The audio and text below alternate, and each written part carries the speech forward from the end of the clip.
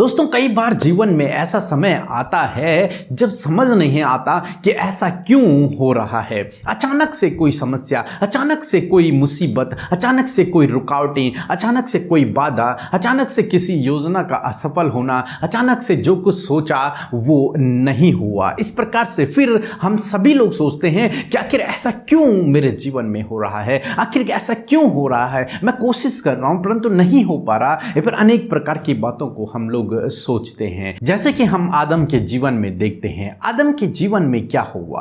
उत्पत्ति की किताब उसका 2 अध्याय 21 और 22 पद, जहां पर कुछ इस प्रकार से लिखा है।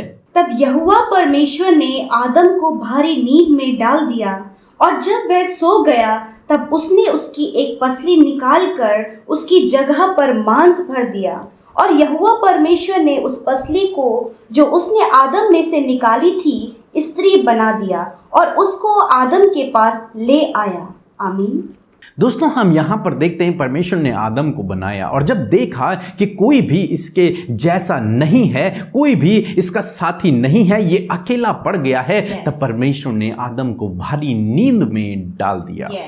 और यहाँ पर यदि हम आदम के बारे में देखें तो आदम को अगर आदम सोचे तो आदम को समझ नहीं आ रहा कि क्यों उसे इतनी नींद आ रही है, क्यों उसके जीवन में ऐसा हो रहा है। वो तो बिल्कुल स्वस्थ था, वो तो बिल्कुल ठीक था, परंतु क्यों उसे आज ये भारी नींद आ रही है। और आप जानते हैं जब वो नींद से उठा तो उसने क्या देखा कि उसके सामने एक स्त्री खड़ी है जो उसे बहुत अच्छी लगी और उसने उसका नाम नारी रखा। दोस्तों उस नींद में आदम ने परमेश्वर के अद्भुत आश्चर्य कर्म को देखा। दोस्तों इसी प्रकार से आज शाम में मैं आपसे भी कहना चाहूँगा कि वो समस्या, वो बीमारी, वो रुकावट, वो बाधा एक नींद के समान है आपके जीवन में।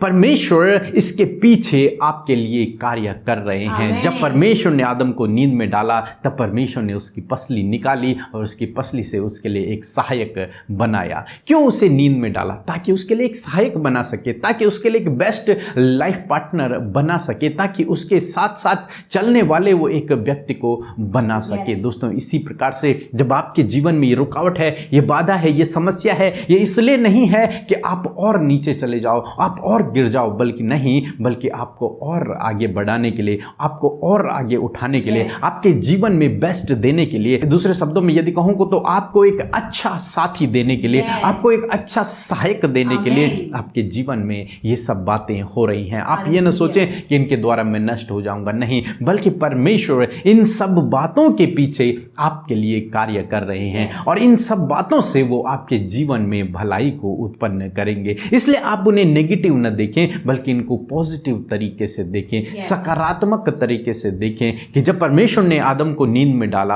यानी कि जब उसके जीवन में वो बात, वो रात या फिर वो नींद आई, तभी उसने उस आश्चर्य कर्म को देखा। इसी प्रकार से जब आप इस समस्या में हैं, इस समय से होकर गुजर रहे हैं, इस कठिन समय से होकर गुजर रहे हैं और मन में सवाल है कि ऐसा क्यों मेरे जीवन में हो रहा है, आखिर ऐसा क्यों परमेश्वर कर रहा है, तो मैं आपसे कहूंगा वो इसलिए कर रहा है ताकि आपके जीवन में अद्भुत आश्चर्य कर्म को कर सके, ताकि अपनी भलाई को आपके जीवन में दिखा सके, ताकि अपनी योजना को आपके जीवन में पूरा कर सके। सो प्रभु आपको इस वचन के द्वारा बहुतायत से आशीष दे। आमीन।